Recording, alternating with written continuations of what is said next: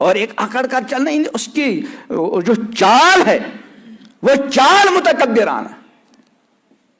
اس لیے ایمان والا جو بندہ ہے جس کی زندگی کے اندر اللہ کی ربوبیت کے اثرات ہوں، اس کے چلنے میں اکڑ نہیں ہوتی. ہاں اگر کبھی اکڑ دکھلائے تو وہ بھی اللہ کی رضا کے لیے. جیسے امام الانبیاء حضرت محمد عربی صلی اللہ علیہ وسلم نے فرمایا کہ اللہ تعالیٰ کو اکڑ کر چلنا پسند نہیں سوائے چند موقعوں کی. ایک موقع میں عبداللہ ابن رواحہ رضی اللہ تعالیٰ عنہ کا واقعہ ہے کہ گئے اور دشمنوں کے مقابلے اکڑ کر چلی، تو پیغمبر علیہ السلام نے فرمایا اللہ کو اکڑ پسند نہیں لیکن ان کی اکڑ پسند.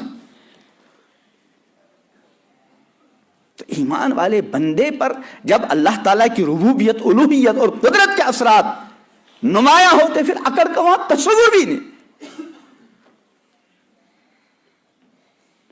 کسی بزرگ کے سامنے آدمی گیا جس کے دل میں بہت زیادہ عقیدت ہو، جب کبھی اس کے سامنے آدمی جاتا ہے تو دور سے ہر دیکھنے والا سمجھتا ہے کہ اس کی عقیدت کے اس پر اثرات، حالانکہ وہ اللہ کا بندہ ہے اسی جیسا ہے. ہاں اللہ کے ساتھ اس کا کوئی خاص تعلق، اور وہ خاص تعلق بھی یقیناً تو مرنے کے بعد پتہ چلتا ہے، لیکن ظاہری طور پر اس کا اللہ کے ساتھ تعلق ہے. اس اللہ کے ساتھ تعلق کا اثر اس کے عقیدت مندوں پر یہ پڑتا ہے کہ جب اس کے سامنے چلتے ہیں تو لگتا ہے کہ اس عقیدت کا اثر. تو جب اللہ کے ایک تعلق کی وجہ سے ایک بندے کے ساتھ یہ معاملہ ہے تو رب العالمین جو ہماری ہر نقل و حرکت کو جانتا ہے، ہمارے ہر معاملے سے واقف، اور بندے کے اندر اس کا استحضار ہو، تو اب اس بندے کی کسی معاملے میں اکڑ کا تصور ہی نہیں، وہاں تو تواضع ہی تواضع ہوگی. اس لیے اللہ نے جو اپنے مخصوص بندوں کی پہلی صفت بیان کی، وَعِبَادُ الرَّحْمَنِ الَّذِينَ يَمْشُونَ عَلَى الْأَرْضِ هَوْنًا. اللہ کے مخصوص بندے کون ہیں؟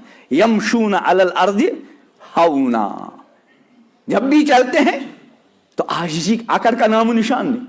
اور یہ جو ہے فرمایا ثم ذهب الى اهله یتمتع. 4 خرابیاں ہیں: تصدیق نہیں کی، نماز نہیں پڑھی، جھٹلایا، روگردانی کی، اور اس سب کے باوجود اکڑتا ہوا. اس کو بولتے ہیں اس میں عرف میں کریلا اور نیم چڑھا. یعنی کریلا ہوتا ہے کڑوا، پھر نیم کے درخت پر چڑھ جائے تو اس کا الگ اثر. اللہ تبارک و تعالی جو تصدیق اللہ نے ہم کو عطا فرمائی، اس تصدیق پر ہم کو اللہ ہمیشہ قائم رکھے. ہر طرح کی تکذیب سے اللہ تعالی ہماری حفاظت کرے، نمازوں کی پابندی نصیب کرے، اور اللہ تعالیٰ کی الوہیت ربوبیت کے جو اثرات ایمان والے بندے کی زندگی میں ہونی چاہیے، اللہ تعالیٰ ہم سب اور پوری امت کے زندگی کے ہر معاملے میں ان اثرات کو ظاہر اور نمایاں فرمائیں. ربنا تقبل منا انک انت